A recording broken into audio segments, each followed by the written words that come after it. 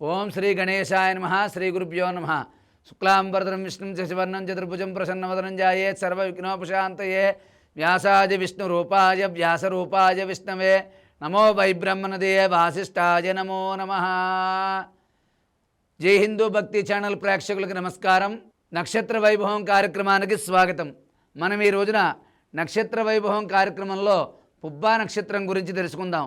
ఈ యొక్క నక్షత్రం వారు శుక్రగ్రహాన్ని ఆరాధించడం, శుక్రవారం నియమాలు పాటించడం, అలాగే ప్రతి శుక్రవారం కూడా అమ్మవారి ఆలయంలో పులిహార ప్రసాదంగా పంచిపెట్టడం, ఓం భృగువే నమః, ఓం శుక్రాయ నమః, లేకపోతే ఓం శ్రీం నమః, ఇలాగ ఏదో ఒక మంత్రాన్ని ప్రతినిత్యం చదువుకుంటూ ఉండడం, శుక్రవారం నాడు అమ్మవారి ఆలయంలో కుంకుమ పూజ జరిపించుకోవడం, అలాగే ఉదయం 10:30 నుంచి 12:30 మధ్యలో అమ్మవారి ఆలయంలో మీ నక్షత్రం వచ్చిన రోజున, అంటే ఈ యొక్క పుబ్బా నక్షత్రం రోజున అమ్మవారి ఆలయంలో కుంకుమ పూజ కార్యక్రమం జరిపించుకోవడం, అలాగే దేవీ ఖడ్గమాలతో పూజ జరిపించుకుని, ఇంకా అవకాశం ఉంటే దేవీ ఖడ్గమాల స్తోత్రంతో అమ్మవారికి అభిషేకం చేయడం వల్ల విశేషమైన ఫలితాలు అనేవి కలుగుతాయి. అలాగే మీరు ఎక్కువగా లక్ష్మీదేవిని ఆరాధించడం, శుక్రగ్రహాన్ని ఆరాధించడం, అలాగే నవగ్రహాలు ఉన్న చోటకు వెళ్ళి శుక్రగ్రహం దగ్గర శుక్రవారం నాడు బొబ్బర్లు అని ఉంటాయి, శుక్రధాన్యం, ఆ బొబ్బర్లు అక్కడ పెట్టి తెలుపు రంగు వస్త్రం సమర్పించి అష్టోత్తరం శుక్రగ్రహ అష్టోత్తరంతో పూజ చేయడం వల్ల మీకు విశేషమైన ఫలితాలు కలుగుతాయి.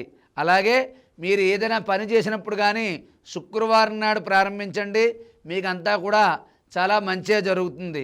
అలాగే ఈ యొక్క పుబ్బా నక్షత్రం వారు శుక్రవారం నాడు గోమాతకి బొబ్బర్లు దానాగా సమర్పించడం, అలాగే శుక్రగ్రహానికి సంబంధించినటువంటి శ్లోకాలు చదువుకోవడం, అలాగే లక్ష్మీదేవి ఆరాధన చేయడం, అలాగే ఏదైనా ఒక అమ్మవారి గుడికి వెళ్ళి ప్రతి నిత్యము కూడా ఉదయం సాయంత్రం దర్శనం చేసుకోవడం, అవకాశం ఉన్నప్పుడు పౌర్ణమి నాడు కానీ శుక్రవారం నాడు సాయంత్రం పూట కానీ పౌర్ణమి నాడు సాయంత్రం కానీ అమ్మవారి ఆలయం దగ్గర లలితా సహస్రనామ పారాయణం చేయడం, అలాగే అమ్మవారికి పాలు నివేద్యంగా సమర్పించి వాటిని స్వీకరించడం అనేది చాలా చెప్పదగినటువంటి సూచన. అలాగే ఈ యొక్క పుబ్బా నక్షత్రం వారు ఎప్పుడైనా సరే పూల చెట్లను పీకద్దు, మీ చేత్తో వాటిని నరకద్దు. ఎక్కడైనా చిన్న మొక్క దొరికిందనుకోండి, పూల మొక్క, మీరు పట్టుకెళ్ళి పాతండి. ఏదైనా దేవాలయంలో 4 పూల మొక్కలు పాతండి.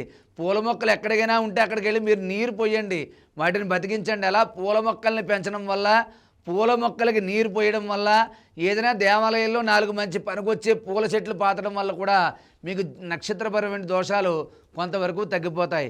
కాబట్టి ఈ యొక్క పుబ్బా నక్షత్రం వారు శుక్రగ్రహాన్ని ఆరాధించడం, ప్రతి శుక్రవారం అమ్మవారి ఆలయాన్ని సందర్శించడం, గోమాతకి బొబ్బర్లు దానాగా సమర్పించడం, బ్రాహ్మణుడికి తెలుపు రంగు వస్త్రము, పాలు, పెరుగు, బియ్యము ఇవన్నీ కూడా శుక్రవారం నాడు దానం చేయడం వల్ల మీకు చక్కగా మంచి మనశ్శాంతి కలుగుతుంది. కలగాలి అని చెప్పి ఆశీర్వదిస్తూ సర్వే జనా సుఖినో భవంతు. స్వస్తి.